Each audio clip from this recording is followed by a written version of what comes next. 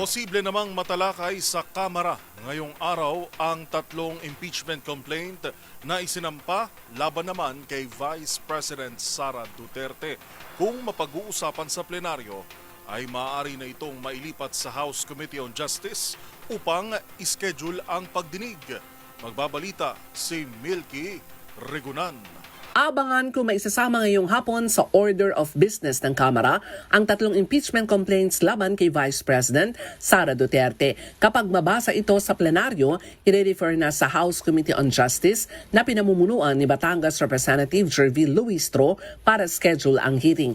Pero pwedeng idaan sa fast-track mode ang pag-usad ng impeachment complaints laban sa Vice Presidente dahil hanggat hindi nare-refer sa komite, kailangan lamang ang 1/3 votes ng mga miyembro ng Kamara para agad nang idiretso sa Senado. Ang tatlong impeachment complaints na isinampa laban kay VP Sara ay na-refer na ni Secretary General Cheloy Garafil at natanggap na rin ng Office of the House Speaker. Ang tatlong impeachment complaints ay ang isinampa ng grupo na dating representatives Franz Castro, Nery Colmenares at iba pa at iendorso ng Makabayan Bloc.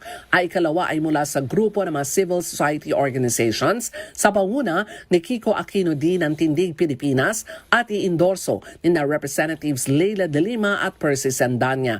Ang ikatlo ay mula sa grupo ng mga abogado, civil society organizations at religious groups at iendorso ni Representative Leila de Lima ng Mamayang Liberal Party List. Naniniwala ang mga complainant na malakas ang ebidensya laban kay VP Sara na ang basehan ay mga dokumento at testimonya. Bukod pa dito ang maling asal na ikalawang pinakamataas na opisyal ng gobyerno ng magmura at pagbantaan ng buhay ni Pangulong Bongbong Marcos, First Lady Lisa Araneta Marcos at dating House Speaker Martin Romualdez. Para sa MBC TV Network News, ako si Milky Regunan.